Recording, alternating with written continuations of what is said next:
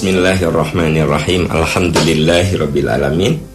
La ilaha illallah wahdahu la syarikalah, lahul mulku wa lahul hamdu wa huwa ala kulli syai'in qadir. Asyhadu an la ilaha illallah wa asyhadu anna Muhammadan abduhu wa rasuluh. Allahumma shalli ala Muhammad wa ala ali Muhammad kama shallaita ala Ibrahim wa ala ali Ibrahim fil alamin innaka Hamidum Majid. Sahabat-sahabat tercinta, alhamdulillah dengan izin Allah Subhanahu wa taala, pagi ini tepatnya hari Jumat 10 Juli atau bertepatan dengan 18 Dzulqa'dah 1441 Hijrah. Tak terasa rasanya baru kemarin kita memasuki bulan Dzulqa'dah. Sekarang kita sudah ada di tanggal 18 Dzulqa'dah 1441 Hijrah atau 10 Juli 2020. Sahabat-sahabat tercinta, insya Allah hari ini kita akan membahas sejumlah pertanyaan yang masuk ke saya melalui berbagai jalur. Ada yang lewat aam@percikaniman.org, ada yang lewat fanspage saya, silahkan bertanya lewat inbox di fanspage saya, ataupun bisa juga di Instagram, ya, Anda bisa menuliskan pertanyaan saat ada flyer bedah masalah. Sahabat-sahabat sekalian, kita akan awali dengan pertanyaan pertama. Assalamualaikum Ustadz. Waalaikumsalam warahmatullahi wabarakatuh. Bagaimana cara mengembalikan uang curian di perusahaan, sedangkan saya sudah tidak bekerja lagi di sana? Saya takut kalau saya jujur ke yang punya perusahaan, saya tidak tahu berapa jumlah yang saya ambil, tapi saya perkirakan berapa-berapanya. Kalau perkiraan saya kurang dari yang saya ambil, bagaimana? Niatnya saya ingin mengembalikan uang curian dengan menyicilnya, karena kalau disekaligus,kan uangnya tidak ada. Terus saya mengirimkan uangnya tanpa saya bilang siapa saya. Apa itu boleh? Atau bagaimana cara terbaik? Ya, sungguh niat Anda mulia. Karena memang kalau kita bicara hubungan antar manusia, itu bukan sekedar mohon ampun kepada Allah, tapi mengembalikan hak orang itu. Kalau saya tidak sholat, saya tidak puasa, ya, saya tidak melaksanakan perintah Allah, saya melanggar apa yang Allah murka, sesungguhnya itu lebih mudah tobatnya, karena tidak ada rasa gengsi pada diri kita. Ba'da sholat tahajud kita mohon ampun kepada Allah, ba'da sholat wajib kita mohon ampun kepada Allah, atau secara menyengaja kita sholat syukrul wudu 2 rakaat dan kita mohon ampun kepada Allah untuk dosa-dosa yang kaitannya langsung dengan Allah Subhanahu wa ta'ala. Illa man taba wa amana wa amila amalan sholiha faulaika yubaddilullahu sayyiatihim hasanat wa kana Allahu ghafurur rahima. Ini yang dijelaskan di dalam surat Al-Furqan ayat 70-71. Orang-orang yang bertobat lalu mereka bersungguh-sungguh dalam bertobat, maka Allah akan ganti keburukan mereka dengan kebaikan. Tapi untuk dosa-dosa yang sifatnya hubungan antar manusia, seperti mencuri, korupsi, ya, mengambil hak-hak orang lain, nah ini nggak bisa gitu. Cukup dengan ya Allah ampuni hamba, itu tuh nggak cukup. Jadi gimana? Ya itu kan milik orang, kembalikan lagi. Jadi yang penting Anda mengembalikan.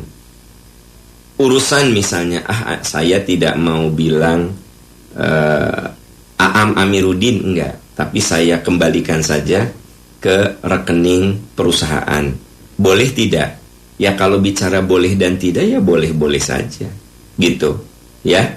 Berapa jumlahnya ya Anda perkirakan. Ya, Anda perkirakan, kalau ternyata lebih, mungkin itu sedekah kategorinya. Kalau kurang, ya Allah sudah melihat ikhtiar dan kesungguhan Anda. Ada orang yang berterus terang sama saya bahwa dia pernah korup, ya. Terus dia bilang, Pak Am, kan nggak mungkin saya mengembalikan kepada negara gitu. Karena kalaupun saya kembalikan pada negara itu persoalannya jadi rumit lagi. Ini pendapatan negaranya bagaimana? Kalau saya kembalikan ke KPK ini jadi ada urusan. Saya solusinya begini, itu uang rakyat, saya bilang. Itu bukan uang, itu uang negara. Uang negara itu punya rakyat. Akhirnya beliau mengembalikannya ke rakyat. Caranya bagaimana? Beliau membuat sarana-sarana yang dinikmati oleh masyarakat. Sampai beliau, boleh nggak Pak Am, saya buat sekolah di kampung saya, buat madrasah di kampung saya. Saya bilang nggak apa-apa. Tapi orang bilang itu nggak boleh karena uang haram. Niatnya kan Anda mengembalikan. Anda waktu itu korup dan itu uang negara, kan gitu. Nah, lalu Anda kembalikan lagi kepada rakyat sebagai pemilik dari harta itu. Allah Maha tahu, saya bilang, kesungguhan Anda. Akhirnya Bapak ini, karena dia tahu persis, dia bilang, Pak Am, saya tahu kok mana harta yang benar-benar saya sebagai pegawai, saya sebagai ASN gitu. Saya tahu ini murni duit saya sebagai pegawai negeri, sebagai ASN. Dan saya tahu ini duit yang sebenarnya punya negara gitu. Ya ini contoh karena beliau sebagai ASN saat itu. Lalu maksud saya ya tidak ada masalah. Kemudian dia mengembalikannya tidak ke KPK, tidak ke tempat dia bekerja, tapi dia memang mewujudkan itu untuk kepentingan masyarakat. Nah menurut hemat saya ini bentuk kesungguh-sungguhan gitu. Jadi tidak cukup dengan ya Allah ampuni saya, ya Allah ampuni saya gitu. Terus gini, Anda sekarang ingin mengembalikan, ya. Nah karena ini masalahnya bukan uang rakyat, ya. Ini kan bukan uang rakyat kan? Ini uang perseorangan, uang perusahaan, ya perusahaan swasta, ya. Ya Anda kembalikan ke ke pundi-pundi, ke tempat-tempat mereka. Ya mungkin ada nomor rekening yang mereka punya, ya Anda cari tahu, Anda kembalikan. Jadi kalau yang ini tidak bisa misalnya Anda gunakan, saya untuk bikin posyandu gitu loh. Saya bikin beliin APD gitu kan. Kenapa? Ini mah bukan uang rakyat, yang Anda ambil itu adalah uang pribadi. Ya. Nah, kalau uang pribadi ya ke pribadi lagi. Kalau Anda mengambil uang saya, kembalikan ke saya gitu kan, gitu. Tapi kalau Anda ngambil uang negara, ya kembalikan ke negara, maksudnya ke rakyat kan, itu. Tapi maksud saya menggarisbawahi kesungguhan Anda. Kesungguhan Anda. Banyak orang yang tobat, ya. Tapi dia cuma sekedar ya Allah ampuni. Tapi si duitnya, si hartanya itu nggak dikembalikan. Ya Allah saya korup, ya Allah ampuni saya. Tapi duitnya tetap aja di tabungannya. Uangnya tetap aja di asetnya. Nah ini bukan tobat. Dan tobat seperti ini kan tidak diterima. Karena kan gini, ya kalau saya nyuri pulpen Anda, oke lah saya ambil nih pulpen saya. Ini punya Anda, saya ambil. Ya, saya kan nggak bisa. Ya Allah ampuni, saya udah ngambil pulpen Pak Iwan. Ya Allah saya ampuni, ya Allah. Tiap tahajud saya minta ampun. Tapi si pulpennya tetap saya pegang. Ini tobat macam apa? Tobat yang benar, saya datang ke Pak Iwan. Pak Iwan, saya minta maaf, saya sudah ngambil pulpen Anda. Kembalikan. Nah, pasti Allah ampuni. Kenapa? Urusan saya dan Pak Iwan sudah selesai, saya mengembalikan pulpennya. Nah ini ada orang pulpennya disakuin aja, duitnya di tabungan aja kan gitu. Duitnya ada di aset-aset dia. Lalu dia bilang ya Allah ampuni, ampuni. Ya tidak akan diampuni lah. Kenapa? Ya hak milik orang kok masih dipegang gitu loh. Nah jadi dari pertanyaan ini menurut saya ini semangat bagus ya, bahwa yang namanya tobat itu memang kalau hubungan antar manusia, kalau saya pernah mengambil harus mengembalikannya. Jadi kalau koruptor itu tobat, sebenarnya dia kudu mengembalikan. Kalau tidak mengembalikan cuma di penjara ya, dia tobat di penjara, tobat minta ampun. Tapi duit-duit yang dia korup ya masih ada di rumahnya, di tabungannya. Terus Allah berfirman, itu urusannya bukan dengan aku, itu urusannya dengan manusia gitu ya. Nah, kayak dosa-dosa dosa-dosa yang ada kaitan dengan orang itu memang harus diselesaikan dengan orang itu. Saya menggosipkan Anda, nggak bisa. Ya Allah ampuni saya sudah menggosipkan si A, si B, si C. Ya firman Allah, itu mah bukan urusan dengan aku. Kamu uruskan, selesaikan dengan orang-orang itu. Itu yang kemudian di akhirat ada orang yang muflis.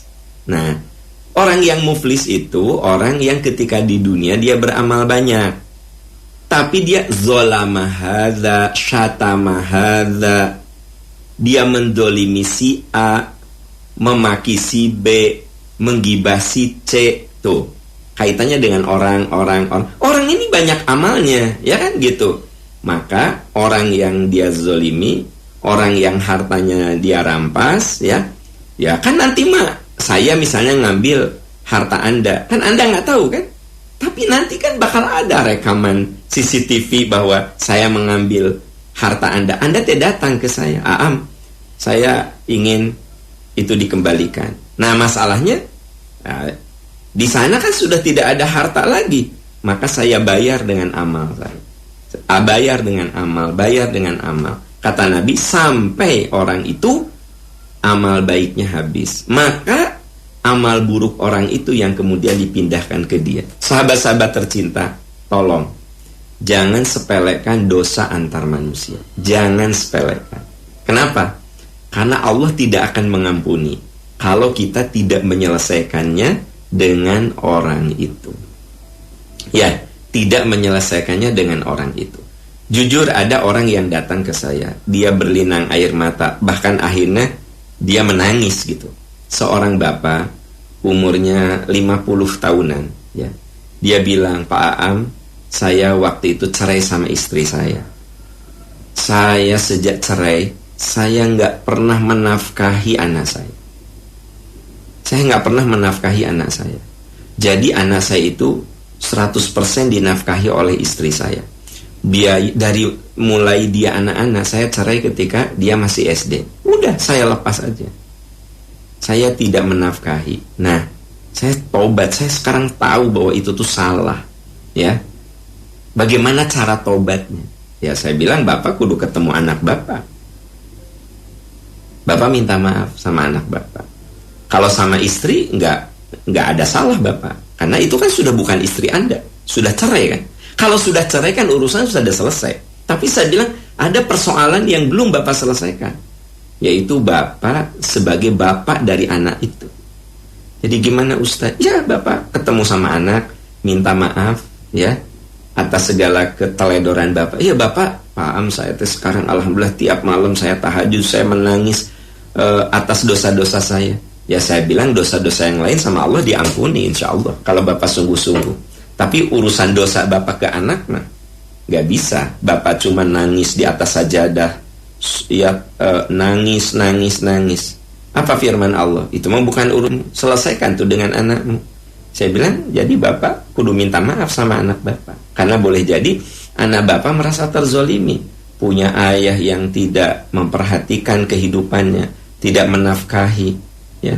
Nah berarti Bapak kudu minta maaf, saya bilang. Nah itu contoh saudara-saudara. Jadi dari pertanyaan ini saya kembangkan dari segi apa? Jangan main-main dosa dengan manusia. Jangan main-main. Kenapa? Karena itu harus kita selesaikan dengan hubungan antar manusia. Makanya dosa itu ada hablum minallah, ada hablum minannas. Sepertinya seperti halnya juga kesolehan, ada hablum minallah, ada hablum minannas. Ya, kesolehan individual itu dia hablum minallahnya bagus. Ya, kesolehan sosial berarti hablum minannasnya bagus. Nah, hablum minallah dengan taubat. Hubungan kita dengan Allah cukup taubat. Taubat itu kita menyesal, kita mohon ampun, kita tidak mengulangi. Finish, selesai urusan. Ya, Anda menyesal, Anda mohon ampun, Anda tidak mengulangi. Kata kunci, Walladzina idza fa'alu fahishatan aw dhalamu anfusahum dzakarullaha fastaghfaru lidzunubihim wa may yaghfiru dzunuba illallah wa lam yusirru 'ala ma fa'alu. Itu Ali Imran 135. Wa lam yusirru 'ala ma fa'alu. Mereka sadar, zakarullah, ingat pada Allah, fastaghfaru lidzunubihim, mohon ampun akan dosa-dosana, wa lam yusirru 'ala ma fa'alu. Mereka berhenti. Nah, berhenti, tidak meneruskan, tidak mengulangi. Nah, jadi itu hubungan dengan Allah kayak begitu. Selesai. Tapi hubungan antar manusia, coba selesaikan lagi antar manusia. Ya. Wallahu a'lam bissawab. Wallahu a'lam bissawab. Ya, kita beralih ke pertanyaan berikut. Assalamualaikum Ustadz. Waalaikumsalam warahmatullahi wabarakatuh. Saya lagi saum qadha, tapi terjebak dengan ghibah secara tidak sengaja. Bagaimana hukum saum qadha saya? Apakah harus diulangi atau hanya berkurang pahalanya? Kalau saum itu pembatalnya jelas. Yang namanya saum itu adalah menahan diri.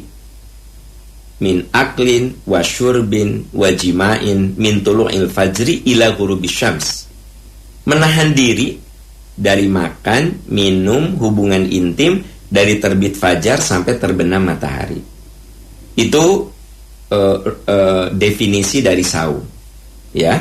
Nah, jadi kalau Anda menggosip saat saum, apakah yang Anda tanyakan saum qadha, apakah batal saumnya? Saumnya tidak batal, tapi mengurangi nilai pahala saumnya itu sendiri. Makanya Nabi mengatakan, kamil shaimin, banyak orang yang puasa, falaisa lillahi hajatun fi ayyada'a ta'amahu wa syarabah. Banyak orang yang puasa, tapi sebenarnya Allah nggak butuh. Allah tidak perlu dengan saum dia. Dia hanya menahan lapar dan dahaga saja. Ini sebagai peringatan bagi yang saum tapi maksiat dilakukan, gosip dilakukan, fitnah dikerjakan. Saum sih saum, kata Allah.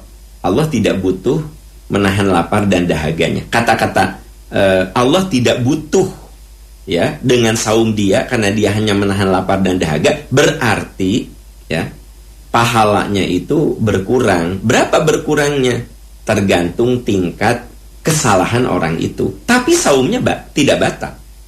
Saum qadha Anda tidak batal, saum sunnah Anda tidak batal. Hanya angka nilainya itu entah berapa. Sebut saja harusnya A, ya ini nilainya C. Sah-sah. Lulus sih lulus, hanya C gitu, ya. Nah, jadi sahabat-sahabat tercinta, memang yang namanya saum itu justru latihan agar lisan kita juga saum, pikiran. Saum itu kan hanya menahan diri. Apa itu saum? Menahan diri. Menahan diri dari bicara yang busuk, dari bicara yang mengandung fitnah, dari bicara yang mengandung cemooh. Wailul likulli humazatil lumajah, celaka, pencela dan pengumpat. Ayatnya juga keras gitu. Wailul, celaka, likulli humazatil lumazah, pencela dan pengumpat. Nah, Allah menyebutnya dengan kata-kata wailun, celaka. Nah, itu kan keras itu. Coba, ini kaitannya dengan apa? Hubungan antar manusia. Itulah sebabnya saya ulangi, jangan sepelekan. Ini jadi ada kaitan dengan pertanyaan tadi. Jangan sepelekan hubungan antar manusia. Saum qadha Anda sah, ya, tapi entah berapa pahala yang ada di situ. Kalau diambil rentang 1 sampai 100, ya nggak tahu, mungkin 30, mungkin 20, ya kan? Nah, jadi tugas kita adalah bagaimana menjaga lisan, menjaga perbuatan agar tidak melukai orang lain. Oleh sebab itu, ada orang yang ahli ibadah tetap masuk neraka. Ya, coba baca dalam Sahih Bukhari. Kenapa dia masuk neraka? Bukan karena dia tidak ibadah. Tu'dzi jironahu. Hubungan dia dengan orang lain itu buruk. Ya, hubungan dia dengan orang lain itu buruk. Nah, ini yang harus diwaspadai. Semoga Allah melindungi kita dari jiwa cemooh, dari jiwa gibah, dari jiwa fitnah, ya. Hati-hati teman-teman, apalagi sekarang yang namanya fitnah gibah itu begitu gampang masuk ke handphone kita. Kalau Anda terima informasi, Anda baca. Terus kalau di situ mengandung ada unsur menuduh, ada informasi yang dikhawatirkan gak jelas ini sumbernya dari mana, ya, udah tidak perlu Anda sebar lagi. Jangan sampai handphone kita menjadi bagian dari penyebaran hoax. Jangan sampai handphone kita menjadi bagian dari berkembangnya fitnah, berkembangnya gibah, berkembangnya keburukan-keburukan. Sudahlah, begitu nyampe di tangan kita, menurut kita ini bersifat tuduhan gitu, buang saja. Kenapa? Ya lebih baik kita buang. Gimana kalau tuduhan itu nggak benar, gitu? Gimana kalau yang disebarkan itu sebuah kebohongan? Berarti kan kita sudah bersaham dengan kebohongan itu, ya? Wallahu a'lam bishawab. Ya, kita beralih ke pertanyaan berikut. Assalamualaikum Pak. Waalaikumsalam warahmatullahi wabarakatuh. Haruskah baca bismillah kalau mau baca surat dalam sholat? Ya tentu saja kalau awal surat pakai bismillah. Tapi kalau Anda bacanya tengah-tengah surat, tidak perlu bismillah. Waladhdallin, amin. Bismillahirrahmanirrahim. Ara'aital ladzi yukadzibu biddin. Kenapa Anda baca bismillah? Karena awal, ya. Tapi kalau Anda ambil tengah-tengah, kan ada sejumlah di antara kita yang hafal penggalan satu tema, misalnya ayat tentang ketakwaan, waladhdallin amin, wasari'u ila maghfiratin min rabbikum wa jannatin arduhas sama. Nah, itu kan tengah-tengah.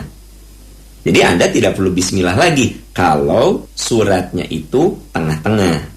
Jadi kalau suratnya tengah-tengah, Anda tidak perlu Tidak perlu bismillah. Tapi kalau suratnya di awal, itu bismillah. Karena bismillah di awal surat itu pembatas. Kalau bismillah di Al-Fatihah itu bagian dari surat. Coba teman-teman lihat mushaf, ya. Perhatikan bismillahnya. Coba lihat. Kalau bismillahirrahmanirrahim di Al-Fatihah diberi nomor 1. Kalau saya tanya, berapa jumlah surat Al-Fatihah? Nah, bismillahnya itu dihitung. Coba Anda lihat di Quran. Tapi begitu surat nomor 2 Al-Baqarah, bismillahirrahmanirrahimnya tidak ada nomor. Baru alif lam mim ada nomor. Betul nggak? Ini artinya beda status. Kalau bismillah dalam Fatihah itu bagian dari surat Fatihah. Makanya wajib Anda baca. Wajib Anda baca bismillah ketika membaca Fatihah di dalam sholat. Hanya baca bismillahnya ini boleh dikeraskan, boleh tidak. Anda sholat bermakmum di Masjidil Haram, di Masjid Nabawi. Imamnya suka langsung bismillah. Nah, alhamdulillah, langsung alhamdulillah kan. Bismillahnya baca nggak? Beliau imam tuh baca, tapi tidak mengeraskan bacaannya. Beliau tidak mengeraskan bacaannya, ya. Tapi bismillah baca, imam ini baca untuk Fatihah, Tapi untuk surat, ya, surat sekiranya Anda tidak baca bismillah, tidak apa-apa karena dia cuma pembatas. Waladhdallin amin. Qul huwallahu ahad, Allahus samad. Saya nggak baca bismillah, boleh, karena dia bukan bagian dari surat. Tapi kalau baca bismillah afdol gitu. Karena apa? Di Quran juga setiap surat ada pembatas yaitu bismillah. Nah, kalau Anda dalam sholat baca beberapa surat, maka pembatasnya itu dengan bismillah. Setelah baca waladhdallin amin, Anda baca qul bismillahirrahmanirrahim. Qul huwallahu ahad. Nah, sampai tamat, Anda masuk lagi surat yang lain, ya. Walam yakullahu kufuwan ahad. Bismillahirrahmanirrahim. Inna a'tainakal kautsar. Tamatah Al-Kautsar, ya. Nah, masuk ke An-Nas. Bismillahirrahmanirrahim. Qul a'udzu birabbin nas, gitu loh. Jadi kalau Anda dalam satu rakaat baca beberapa surat itu tamat, maka afdol kalau ada pembatas dengan bismillah. Paham bagaimana kalau nggak baca bismillah, langsung aja suratnya walam yakullahu kufuwan ahad, inna a'tainakal kautsar, ya. Terus tamat langsung qul a'udzu birabbin nas. Boleh. Kalau Anda nanya boleh nggak? Boleh. Sah tidak? Sah. Tapi mana yang afdol? Nah, bismillah itu pembatas, gitu. Ya, itu membaca bismillah saat membaca surat di dalam sholat. Dan ini sebenarnya bukan hanya di dalam sholat, juga ketika Anda baca mushaf. Hanya ketika Anda baca mushaf, wa idza qara'tal Qur'an fasta'idz billahi minasyaitonir. Wa idza quri'al Qur'an, apabila kamu fa idza qara'tal Qur'an, surat An-Nahl ayat 98, apabila kamu akan membaca Quran, fasta'idz, berlindung dirilah kepada Allah. Jadi kalau Anda baca mushaf, nah itu baca a'udzubillah dan bismillah kalau itu di awal surat. A'udzubillahi minasyaitonir rajim. Bismillahirrahmanirrahim. Alam nashrah laka sadrak. Nah, karena Anda baca mushaf, baca ta'awudz dan bismillah. Ya, kalau baca mushaf. Kalau Anda baca mushaf itu tengah-tengah, tadarus misalnya, ya, tadarus. Nah, sampai pada ayat surat Al-Furqan, Anda memulainya tidak dari awal, karena itu melanjutkan. Sudah sekian halaman, Anda masuk. A'udzu billahi minasyaitonir rajim. Wa ibadur rahmanil ladzina yamshuna 'alal ardi hauna. Nah, ini Anda tidak baca bismillah. Kenapa? Karena ayat wa ibadur rahmanil ladzi itu ayat 63 dari surat Al-Furqan, ya. Tapi begitu Anda baca ayat 1 surat Al-Furqan, di situ ada bismillah, ya Anda baca bismillah, gitu. Itu yang bisa saya jawab. Wallahu a'lam bishawab. Wallahu a'lam bishawab. Ya, sahabat-sahabat sekalian, kita beralih ke pertanyaan berikutnya. Assalamualaikum warahmatullahi wabarakatuh. Waalaikumsalam warahmatullahi wabarakatuh. Pak, bagaimana cara menyeimbangkan antara dunia dan akhirat? Beberapa minggu ini saya merasa jauh dari Allah, terlalu nafsu dalam mengejar target belajar saya. Jazakumullah khairan. Begini, menyeimbangkan dunia dan akhirat itu, Anda tinggal, kan Anda tahu yang namanya belajar itu bagian dari ibadah, yang itu bagian dari jihad, belajar itu. Nah, sekarang Anda banyak belajar, ya, sampai Anda hanya melakukan sholat itu yang wajib saja. Rawatib enggak, ini kita bicara ekstrim ya. Rawatib enggak, duha enggak, tahajud enggak. Anda fokus belajar. Apakah salah? Enggak. Karena Allah mengangkat orang-orang yang beriman dan berilmu. Jadi kalau Anda total belajar, lalu Anda merasa berkurang ibadah Anda, siapa bilang berkurang? Anda lagi ibadah, yaitu mencari ilmu. Iya nggak sih? Nah, ada orang yang dia mencari nafkah, berjuang mencari nafkah, sehingga sholat itu hanya yang wajibnya saja. Dia bilang, saya melalaikan Allah. Pertanyaan saya, kenapa Anda cari nafkah?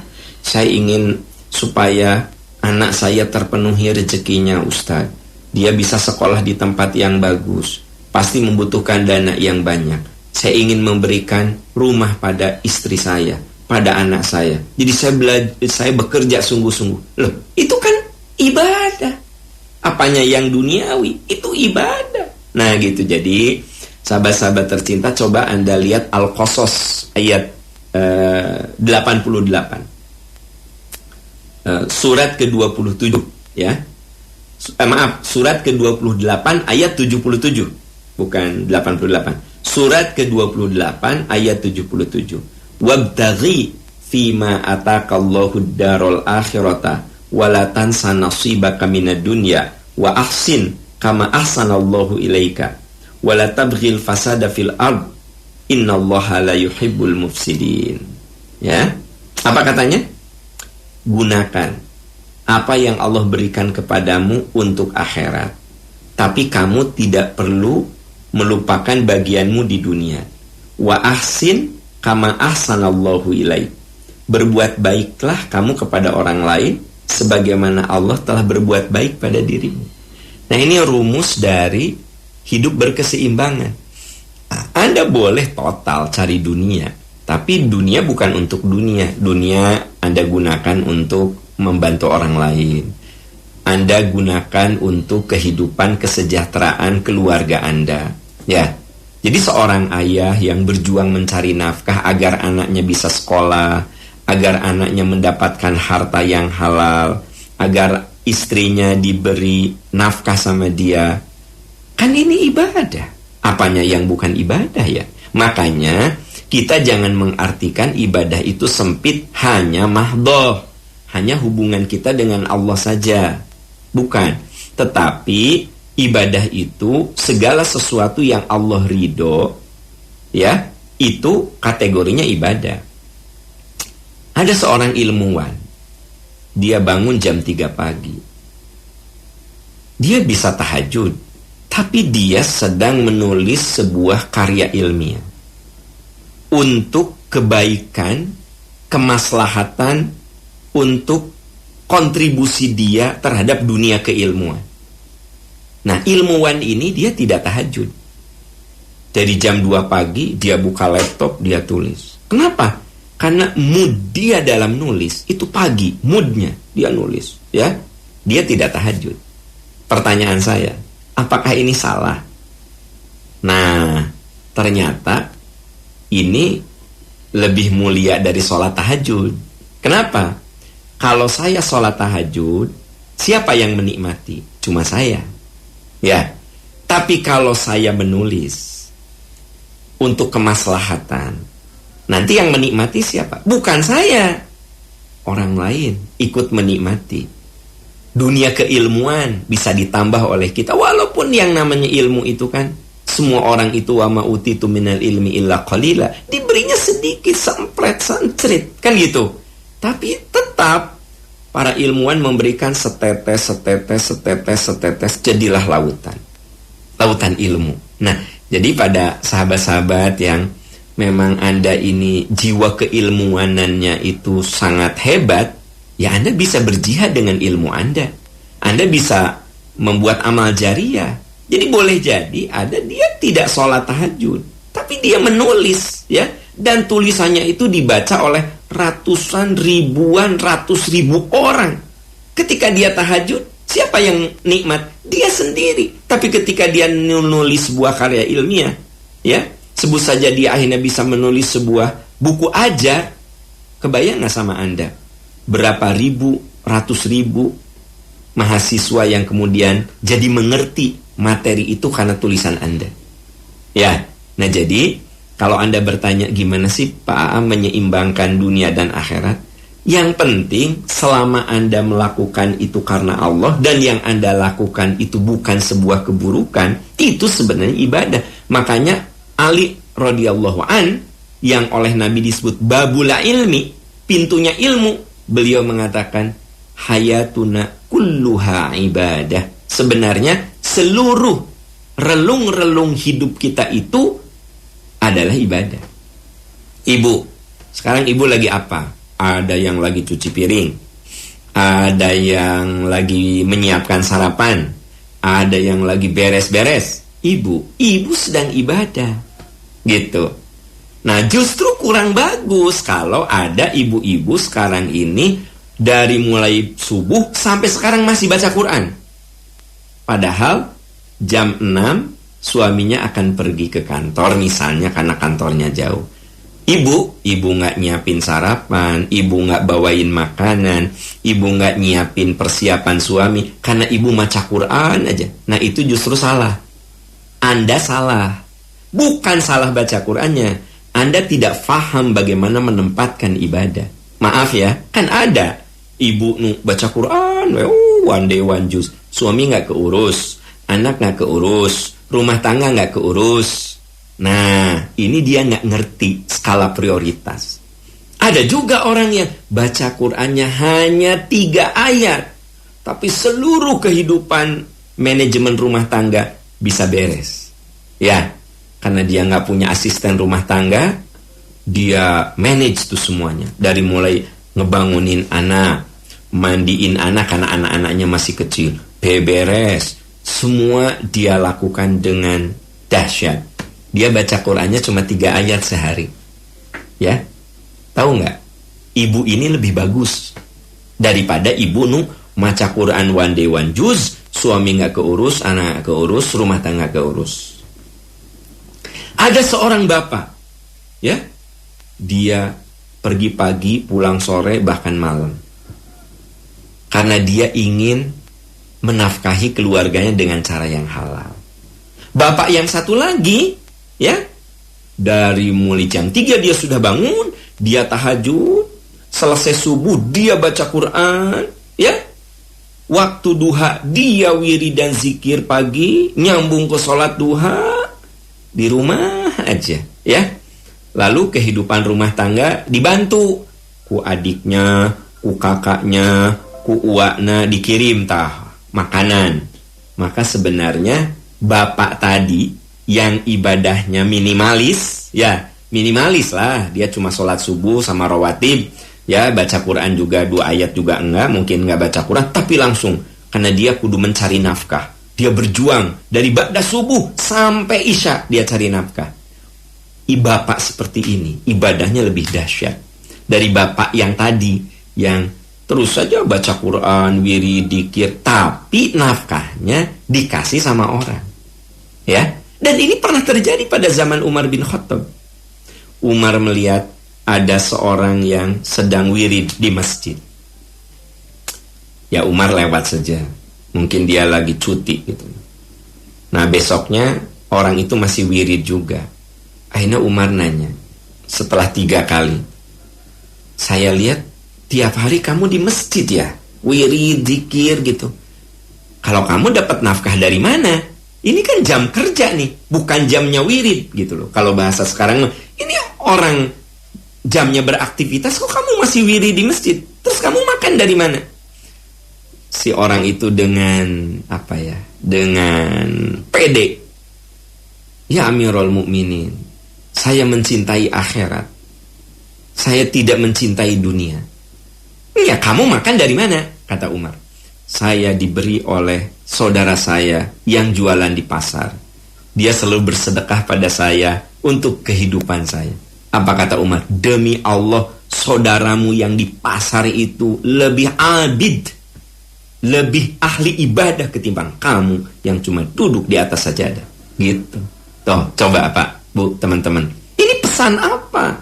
Ini pesan bahwa Islam itu mengajari kita untuk hidup berkeseimbangan. Dan ketika kita mencari dunia, itu bisa menjadi bagian dari pintu akhirat kita. Itu yang di dalam surat Al-Qasas tadi saya bacakan. Wabtaghi fima atakallahu darul akhirah. Gunakan yang Allah berikan itu untuk akhirat.